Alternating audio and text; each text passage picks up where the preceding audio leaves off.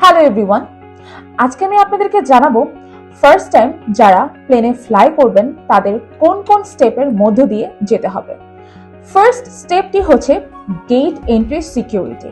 এখানে একজন সিকিউরিটি থাকবে, সে আপনার পাসপোর্ট এবং টিকিট চেক করে আপনার সাথে যে লাগেজগুলো থাকবে সেগুলা স্ক্যানিং মেশিনের ভিতর দিয়ে স্ক্যান করে আপনার লাগেজটা আপনাকে দিয়ে দিবে এবং আপনার পাসপোর্ট এবং টিকিটটাও আপনাকে প্রোভাইড করে দিবে। এবং গেট এন্ট্রি সিকিউরিটি ক্রস করার পর আপনি কিন্তু ফাইনালি এয়ারপোর্টের গেটের ভিতরে ঢুকে গেলেন। এরপর সেকেন্ড যে স্টেপটা সেটা হচ্ছে চেক ইন। চেক ইনের জন্য আপনি এয়ারপোর্টে ঢোকার সাথে সাথে এয়ারপোর্টের উপরের দিকে আপনি দেখতে পারবেন ডিসপ্লে বোর্ড। ওই ডিসপ্লে বোর্ডে আপনি কোন কান্ট্রিতে যাচ্ছেন, আপনি কোন এয়ারলাইন সিলেক্ট করেছেন, এছাড়া আপনার চেক ইন কোন কাউন্টারে হবে এবং আপনার প্লেন কখন ডিপার্চার হবে, এর মানে হচ্ছে আপনার প্লেন কখন ফ্লাই করবে সেটা টাইম সবকিছু ওই ডিসপ্লে বোর্ডে দিয়ে দেওয়া থাকবে। চেক ইন কাউন্টারে যাওয়ার পর ওখানে আপনাকে আপনার পাসপোর্ট এবং এয়ার টিকিট শো করতে হবে।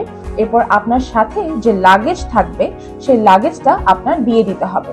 চেক ইন কমপ্লিট করার পর আপনাকে check in officer boarding pass provide করবে। বোর্ডিং পাসের সাথে আপনাকে কিন্তু একটি স্লিপও প্রোভাইড করা হবে। আপনার লাগেজের অল ডিটেলস ওই স্লিপটার মধ্যে থাকবে। আপনি যেই কান্ট্রিতে যেতে যাচ্ছেন ওই কান্ট্রিতে পৌঁছানোর পর আপনি যেন ইজিলি আপনার লাগেজটি খুঁজে পেতে পারেন, এর জন্য আসলে স্লিপটি প্রোভাইড করা হয় বোর্ডিং পাসের সাথে, কারণ ওই স্লিপের মধ্যে আপনার লাগেজের অল ডিটেলস মেনশন করা থাকে। চেক ইন কমপ্লিট করার পর যে স্টেপটি আপনার ফেস করতে হবে সেটা হচ্ছে বাংলাদেশের ইমিগ্রেশন। বাংলাদেশের ইমিগ্রেশনে বেসিক্যালি আপনাকে জিজ্ঞেস করবে যে আপনি কোন কান্ট্রিতে যেতে চাচ্ছেন, আপনার পাসপোর্ট চেক করবে, আপনার এয়ার টিকিটটা চেক করবে। ইমিগ্রেশনের সময় আপনাকে যে প্রশ্নগুলো করা হবে ওই প্রশ্নগুলোর অ্যান্সার আপনার খুব কনফিডেন্সের সাথে দিতে হবে। ইমিগ্রেশন ক্রস করার পর নেক্সট যে স্টেপটি সেটা হচ্ছে সিকিউরিটি চেক। এখানে আপনাকে আবার পুনরায় চেক করা হবে। সিকিউরিটি চেক কমপ্লিট হওয়ার পর নেক্সট এবং লাস্ট যে স্টেপটি সেটা হচ্ছে বোর্ডিং। বোর্ডিং হচ্ছে প্লেনের ভিতর এন্ট্রি করাকে বোঝানো হয়।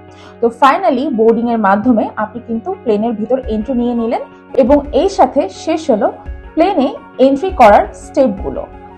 আপনাদের যদি আরো কোনো প্রশ্ন থাকে আপনারা কিন্তু আমাদেরকে কমেন্টের মাধ্যমে জানাতে পারেন অথবা আপনারা আমাদের পেজেও ইনবক্স করতে পারেন। ধন্যবাদ।